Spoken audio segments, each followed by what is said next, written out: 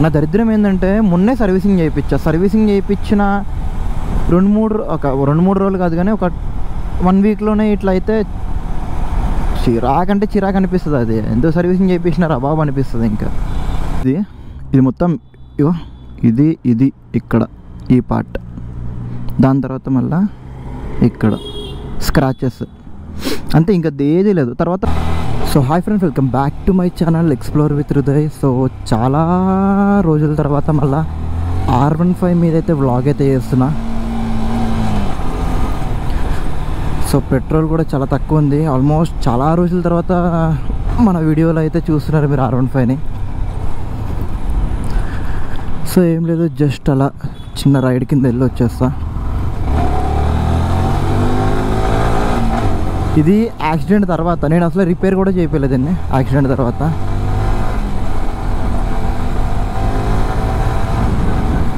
ఎట్లుందో అట్లనే ఉంది వెహికల్ అయితే.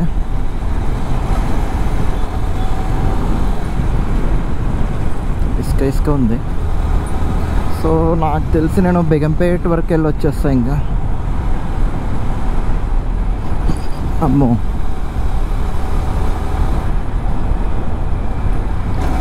సో నాకు తెలిసి చాలామంది మిస్ అయి ఉంటారు R15ని.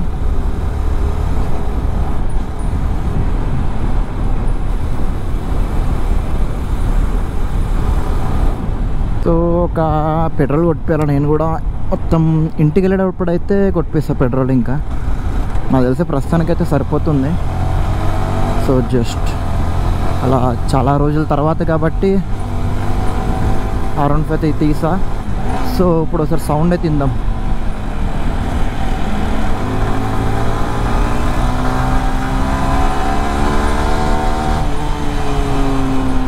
ఇంకొకటి ఏంటంటే నేను దీంట్లో ఇంజిన్ ఆయిల్ కూడా చేంజ్ చేసా. అంటే యమహా కాకుండా మోటివ్యూల్ 7100 అయితే వేపిస్తున్నా దీంట్లో ఇప్పుడు.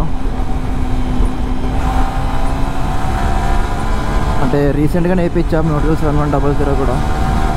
పర్ఫార్మెన్స్ అయితే మాత్రం పిక్చర్ క్రేజీ ఉంది. మోటివ్యూల్ 7100 వేయించిన తర్వాతకి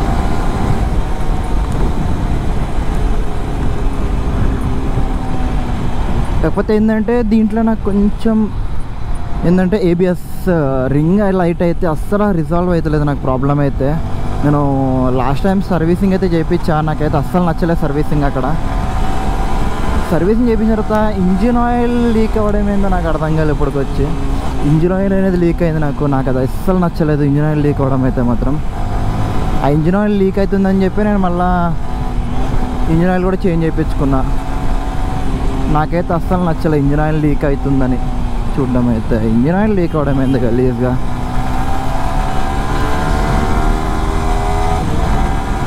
కానీ R15 నడిపితే అదొక వేరే ఫీలింగ్ ఉంటుంది. దీని ఇంజిన్ పవర్ కానీ, దీని సౌండ్కి కానీ, బ్రేక్స్ కూడా బాగుంటాయి. నాకైతే నచ్చుతుంది బ్రేకింగ్ పరంగా కూడా. కాకపోతే ఏంటంటే బ్రేకింగ్ అనేది నాకు ఇప్పుడు అంత మంచిగా లేదు వెహికల్కి, కాబట్టి కొంచెం చూసుకొని వెళ్తున్నా. అంటే మరీ ఓవర్ స్పీడ్ వెళ్తలేదు, ఆల్మోస్ట్ 90 to 110 అంతే.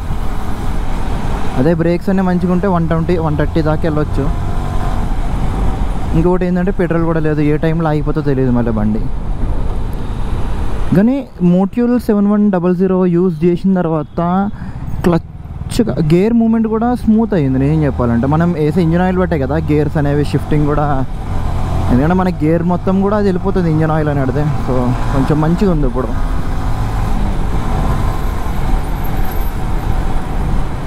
కానీ ఈ బండి నడుపుతుంటే అదో రకమైన ఫీలింగ్ ఉంటుంది, అదొక వేరే లెవెల్ ఫీలింగ్ ఉంటుంది నిజంగా.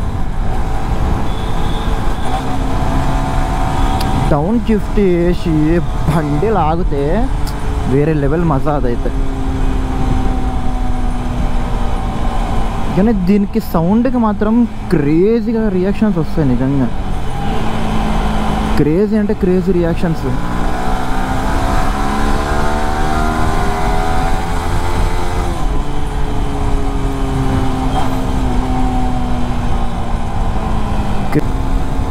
దీని కార్నరింగ్ కానీ అంతా కూడా క్రేజీ లెవెల్ ఉంటుంది అదైతే మాత్రం.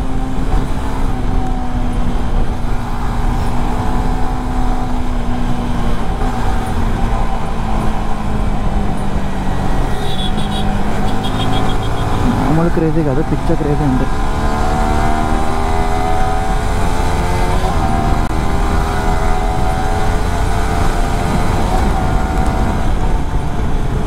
అంటే ఆల్మోస్ట్ సూపర్ అంటే సూపర్ ఉంటుంది అనమాట వెహికల్ అయితే మాత్రం. మనకి రైడ్ కంఫర్ట్ కానీ రైడ్ ఫీల్ కానీ అంటే కాన్ఫిడెన్స్ వేరే లెవెల్ ఇస్తుంది. నాకు ఆ రోజు యాక్సిడెంట్ ఎట్లా అయిందంటే, ఒక మంచి స్పీడ్లోనే ఉన్నా, ఒక 90 to 100 90 ఉంటా అనుకుంటా, 90 to 100 మధ్యలో ఉంటా. ఆ రోజు సడన్గా కరెక్ట్గా కుకట్పల్లి దగ్గర నేను అంటే ఒక 90 to 100 మధ్యలో వెళ్తున్నా, యూటర్న్ వచ్చింది. యూటర్న్ అక్కడ ఉంది, వాడు ఇట్లా యూటర్న్ తీసుకున్నాడు, ఒకటేసారి లెఫ్ట్ కొట్టాడు.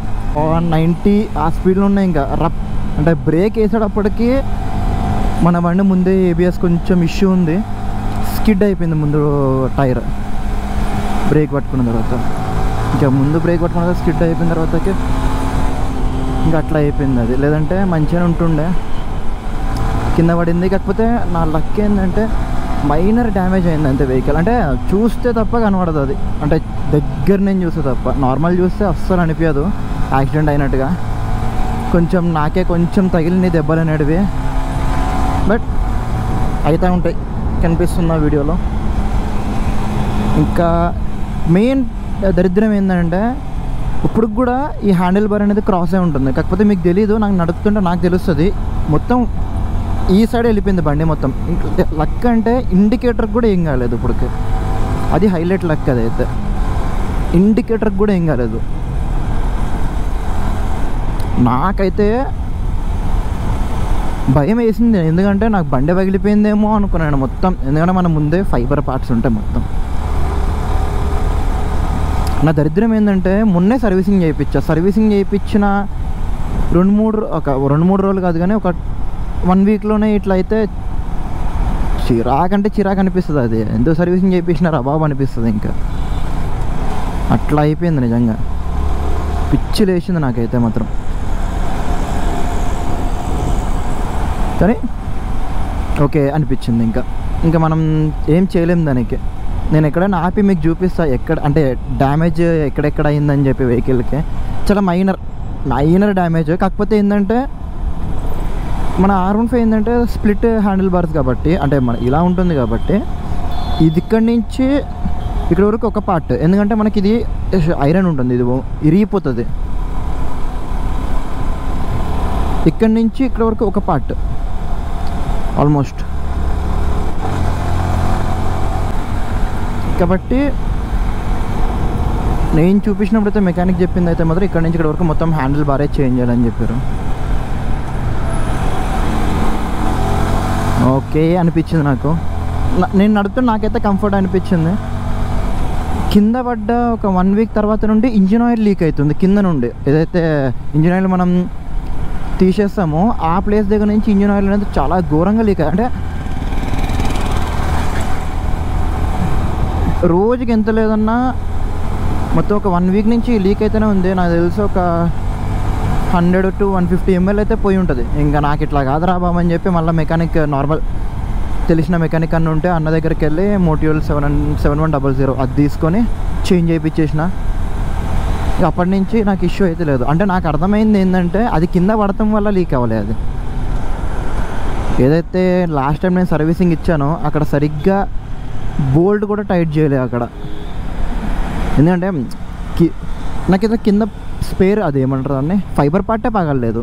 పగలినప్పుడు బోల్ట్కి ఎట్లా టచ్ అయిపోతుంది రోడ్ అనేది, అట్లా. కానీ చాలా అసలు నచ్చలే నాకు సర్వీస్ అయితే మాత్రం. పేరు నేను ఆల్రెడీ ఇంతకుముందు వీడియోస్లో కూడా చెప్పాను, నేను ఇచ్చిన సర్వీస్ సెంటర్ది. అయితే ఈ వీడియోలో చెప్పాలనుకోవట్లేదు నేను. నాకైతే నచ్చలే, పర్సనల్గా నాకైతే అస్సలు నచ్చలే. నేను అప్పటికీ నాకు వెహికల్ ఇవ్వడం కూడా ఎంత డిలే చేశారంటే, ఇస్తా అన్న డేట్కి కూడా ఇవ్వలేకపోయినా. నాకు కొన్ని మంచిగా చేసారా అంటే అది లేదు. ఏబిఎస్ కేబుల్ పోయింది, అంటే ఏబిఎస్ రింగ్ ఉంటుంది కదా మనది, ఏదైతే డిస్క్ పక్కన ఉంటుందో చిన్న కేబుల్, రింగ్, ఏబిఎస్ రింగ్ అనేది ఆల్రెడీ కేబుల్ కూడా పోయిందన్నారు. ఆల్రెడీ వాళ్ళ దగ్గర కేబుల్ ఉంది, మా దగ్గర రింగ్ మాత్రం ఆర్డర్ పెట్టాలని చెప్పి ఆర్డర్ పెట్టారు. అది ఎఫ్జెడ్ ఏదో వచ్చిందంట. మళ్ళీ పీస్ మిస్ మ్యాచ్ అయిపోయింది, అసలు ఈ మోడల్ది కాదు అన్నారు. నాకైతే వద్దురానైనా నా బండి నాకు ఇచ్చేసారు, తర్వాత ఎప్పుడైనా చేయించుకుంటా అనిపించింది, ఇంకా తెచ్చేసుకున్నా ఇక బండి. అలా సాటిస్ఫై లేదు నాకు అసలు, అంత పెట్టినా కూడా నాకు అసలు వర్త్ అనిపించలే. ఆల్మోస్ట్ 6,000 7,000 చేంజ్ ఎంత అయినట్టు, నాకు అంత గుర్తులేదు బిల్లు. ఇంట్లో ఉంది, నేను ఈ వీడియోలో అటాచ్ చేస్తాను మీకు బిల్ అనేది. నాకైతే అసలు వర్త్ అనిపించలే, సర్వీసింగ్కి అసలు మంచి అనిపించలే. కాకపోతే ఒకటి మంచి అనిపించింది ఏంటంటే ఫ్రంట్ ఫోర్క్ రెండు కూడా ఆయిల్ సీల్స్ అయితే చేంజ్ చేయించేసా. ఎందుకంటే నేను ఇచ్చేటప్పటికి రైట్ సైడ్ది మొత్తం లీక్ అయిపోతుంది, అంటే ఫోర్క్ పగిలిపోయింది. ఇంకా అది మాత్రం చేంజ్ చేయించా, రెండు చేంజ్ చేయించేసిన. ఇంకా మళ్ళీ ఒకటి ఎందుకని చెప్పి ఇంకా రెండు చేంజ్ చేయించేసిన. ఇంకా సో ఫ్రంట్ ఫోర్క్ పరంగా బాగుంది. వాటర్ వాష్ అయితే అక్కడ ఏం చేసారో కూడా అర్థం కాలే నాకు. అక్కడ ఏం అనలే, కానీ నేను ఇంకా వీడియో తీయలేదు కాబట్టి సరిపోయింది. వీడియో తీసుకుంటే ఇంకా డీటెయిల్గా తెలుస్తుండే మనకి. నేనైతే వీడియో ఏం తీయలే, కాకపోతే నాకైతే అసలు నచ్చలే. సర్వీసింగ్ పరంగా అయితే మాత్రం 1% ఫ్రంట్ ఫోర్క్లో ఒకటే కొంచెం నచ్చింది నాకు, అంతే సర్వీసింగ్. ఇంకా 50% సాటిస్ఫైడ్ అంతే. ఇక్కడ నేను సైడ్కి ఆగి మీకు చూపిస్తా ఎక్కడెక్కడ మైనర్ డ్యామేజ్ అయిందో వెహికల్, కొంచెం ముందుకు ఆగి చూపిస్తా. మన వెహికల్ అయితే ఇది ఇట్లుంటుంది. డ్యామేజ్ ఎక్కడైందంటే ఇది మొత్తం ఇది ఇక్కడ ఈ పార్ట్, దాని తర్వాత మళ్ళీ ఇక్కడ స్క్రాచెస్ అంతే, ఇంకా ఏదీ లేదు. తర్వాత నార్మల్ మన పడినండి బండి ఏదన్నా కూడా ఇది లోపలికి వెళ్ళిపోయింది, ఇది మొత్తం లోపలికి వెళ్ళిపోయింది. మళ్ళీ అది తీపిచ్చా. ఇది స్ప్రింగ్ స్టార్టింగ్ 1 month పని చేయలేదు, తర్వాత ఇప్పుడు మంచిగానే పని చేస్తుంది. తర్వాత చేంజ్ కూడా చేంజ్ చేయించా. ఇది లూజ్ అయిపోయింది, ఇది కూడా టైట్ అంటే రీప్లేస్మెంట్ చేయాలి.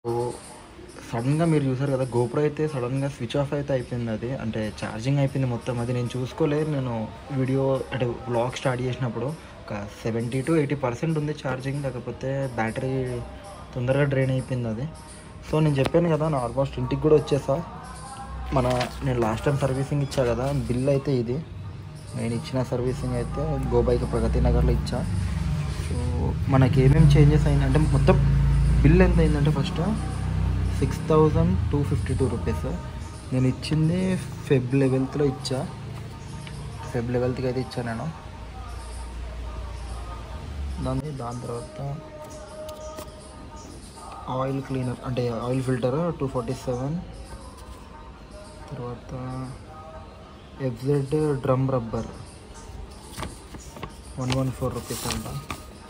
దాని తర్వాత ఫోర్క్ ఆయిల్ 380.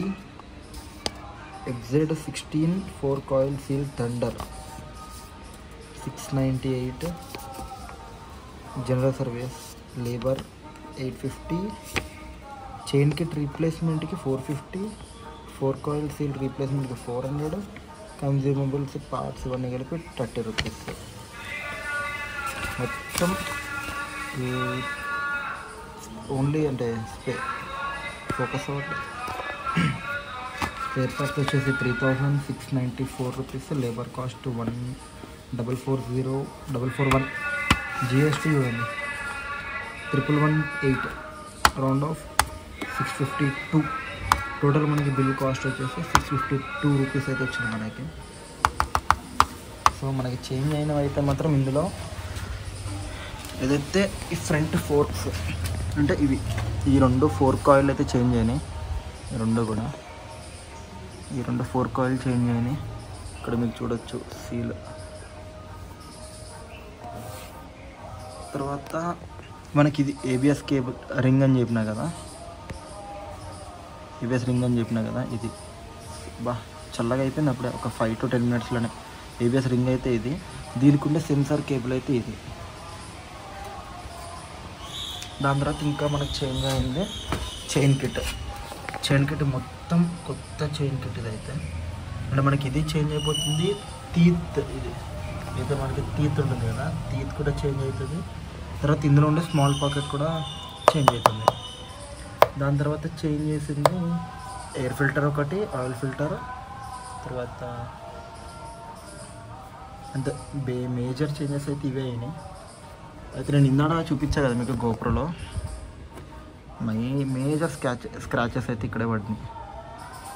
ఇది ఈ పార్ట్, ఈ సింగిల్ మనకి దొరుకుతుంది. అదొకసారి చూపించి అడగాలి, మనం అడిగితే ఐడియా వస్తుంది. సో